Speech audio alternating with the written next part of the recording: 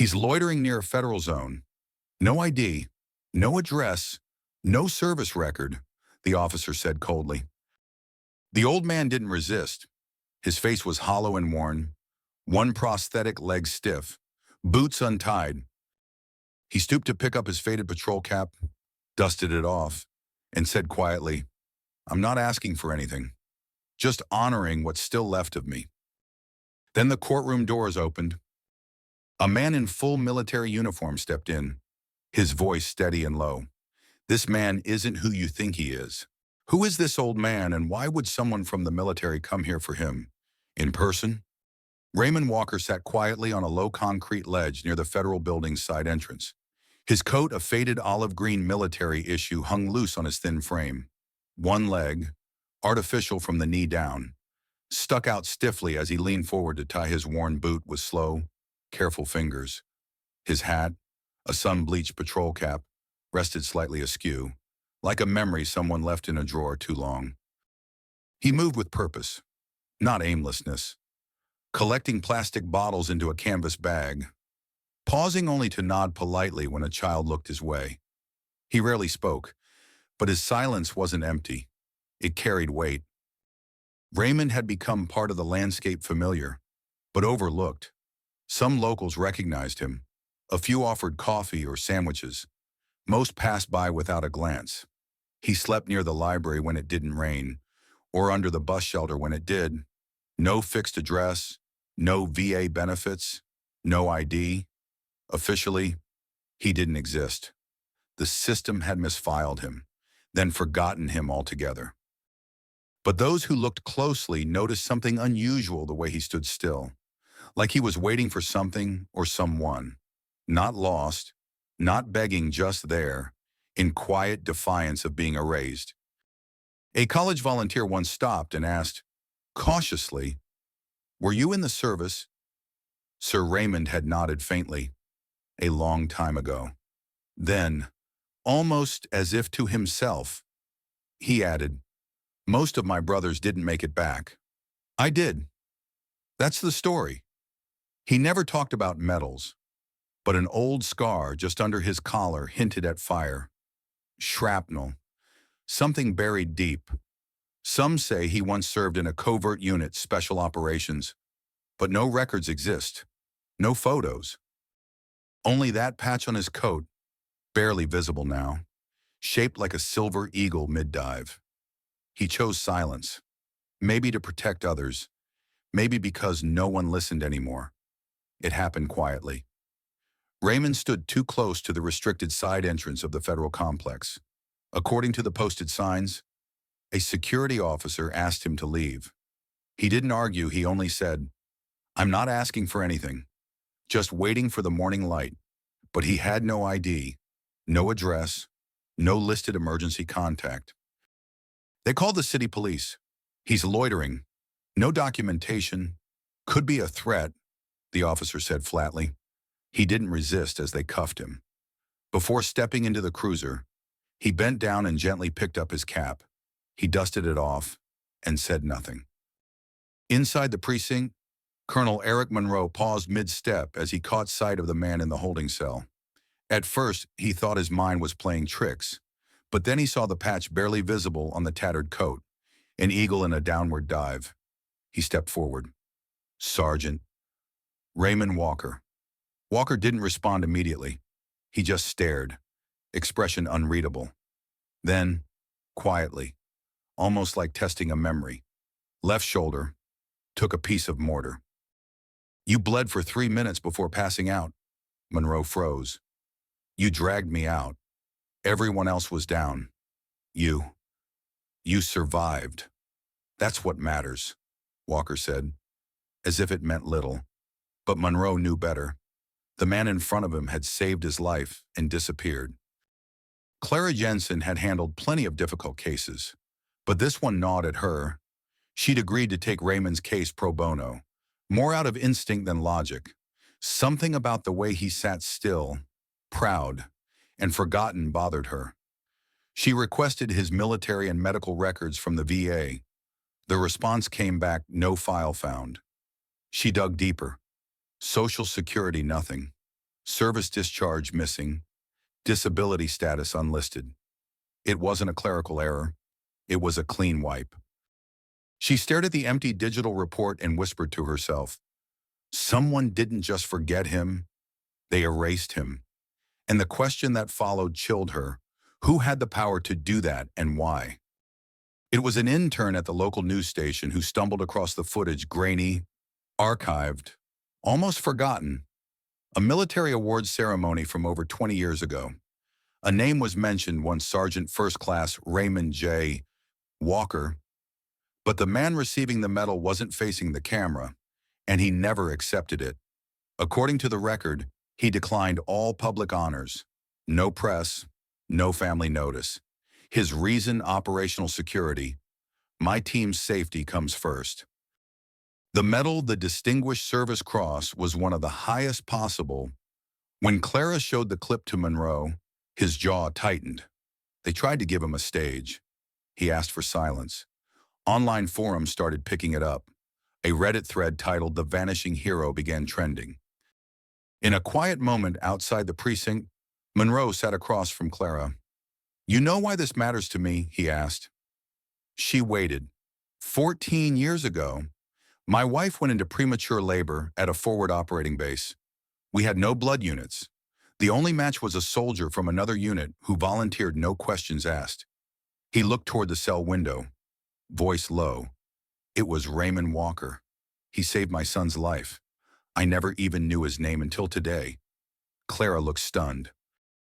That's more than loyalty. That's debt, Monroe said. A quiet one, and I plan to repay it. Inside the courtroom, everything felt too quiet. When asked if he had anything to say before formal charges were read, Raymond stood. His back was straight despite the limp. I was asked to clear a village once. Civilians, women, children. Intel said there were hostiles, but I saw none. He paused. I refused the order. They said I disobeyed command. I said I was following something higher. Murmurs rippled through the courtroom. I didn't lose my leg in combat. I lost it in the fallout after.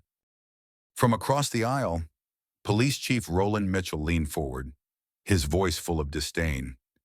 So you're saying you're some kind of moral martyr? Raymond didn't flinch? I'm saying I didn't pull the trigger when I knew I shouldn't. Mitchell scoffed. Men like you come back with stories and think they're owed something? Walker looked him in the eye. I don't want anything, but if I disappear quietly, so will everyone like me. The room shifted, still not convinced, but no longer certain. The doors at the back of the courtroom opened.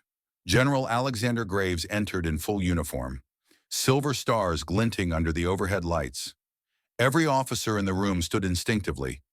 He walked straight to the bench, handed over a thick file, then turned to the judge.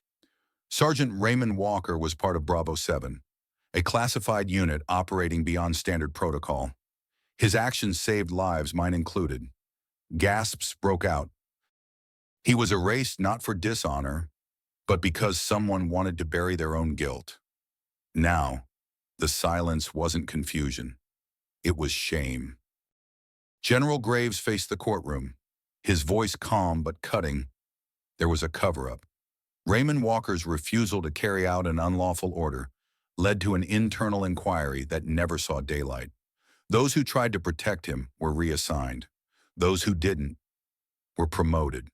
He paused, letting the weight sink in. I signed the final report myself, redacted, on orders from above. He turned toward Walker. Today, I make that wrong right, officially and without apology. Walker didn't smile, but his eyes lifted for the first time. Outside the courthouse, the crowd had grown. News outlets swarmed.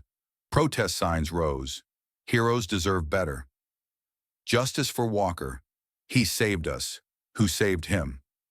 A live stream clip of Walker's testimony hit social media within hours. Race, valor, and justice for Walker trended globally. Veterans began coming forward. Stories, names, patterns. Clara stared at her phone, stunned. This isn't about just one man, she said. This is the tip of a graveyard. Monroe nodded beside her. They buried stories like his so deep, they thought no one would ever come looking. That evening, Colonel Monroe met Walker outside the courthouse. You didn't have to do it, Monroe said quietly. Speak. Reveal all that, Walker replied. Someone had to start the unburying. A pause. Then you think it'll change anything? Monroe asked. Walker looked at the crowd across the street, young people holding signs, veterans saluting him as they passed. It already did. No bravado, just truth. And this time, no one was turning away. Police Chief Roland Mitchell stood before the press, eyes tired, voice subdued. I enforce the law as written, he began. But sometimes the law isn't written for people like Sergeant Walker. He paused, swallowing hard. I apologize to him and to every veteran who's been treated as disposable. Detective Travis Kent, the arresting officer, stood behind him in silence. Later that day, a video circulated Kent walking up to Walker in civilian clothes, removing his cap and offering a handshake. Walker took it, briefly, without a word. Some things didn't need one. After the story aired nationwide, a woman knocked on the shelter door where Walker had been taken for temporary housing. She held a yellowed photograph, 2 children and a younger Walker, smiling, uniform still crisp. Ray, she whispered. It was Lena Walker, his sister. She had spent years thinking he'd died overseas. He stepped out slowly. For a moment, he said nothing, just looked at her like he was counting years backward. Then he opened his arms. The reunion was quiet. Just here, and her voice repeating one line, You came back. You finally came back. General Graves held a press conference on behalf of the Department of Defense. We cannot undo what was buried, but we can bring it into the light. He announced the full restoration of Walker's military honors and benefits, along with a federal review of similar erased cases. Raymond Walker was given a permanent residence at a veterans center, his own name now listed with full rank and honors. A plaque bearing his name was installed in the Hall of Service. For the first time in decades, Raymond Walker stood beneath a roof that called him home. The story didn't fade. Within days, investigative journalists uncovered dozens of similar cases, soldiers lost in paperwork, their records purged, their sacrifices forgotten. A congressional hearing was called, testimonies rolled in. Hashtags like RDU Erase Valor and Honor Them All flooded every major platform. Veterans across the country stood in front of courthouses holding up Walker's photo, not in protest but in solidarity. He never asked for it. But sometimes, the quietest man in the room starts the loudest conversation. Raymond watched the news from a quiet bench outside the VA clinic, the screen flickering in the reflection of his coffee. He didn't smile, but he stayed until the broadcast ended. On Veterans Day, Raymond Walker was invited to speak at Arlington. He didn't wear a full uniform, just the same faded coat and cap. Clean now, but still worn. The way he liked it. He stood behind the podium, paused long enough that the silence felt ceremonial, then spoke just 12 words. We serve. We're forgotten. But we don't stop being worth remembering. The crowd didn't cheer. They stood. Even the officials. Even the ones who once turned their backs. Later that afternoon, a little boy approached him at the memorial wall. Are you a real hero? The boy asked. Raymond knelt slowly, so they were eye to eye. A hero, he said gently, is just someone who keeps their soul when the world tries to take it. The boy didn't fully understand, but he nodded anyway. And as Raymond stood and walked away, wind brushing his coat, his silhouette moved like a memory between flags. Some stories fade, but this one stayed.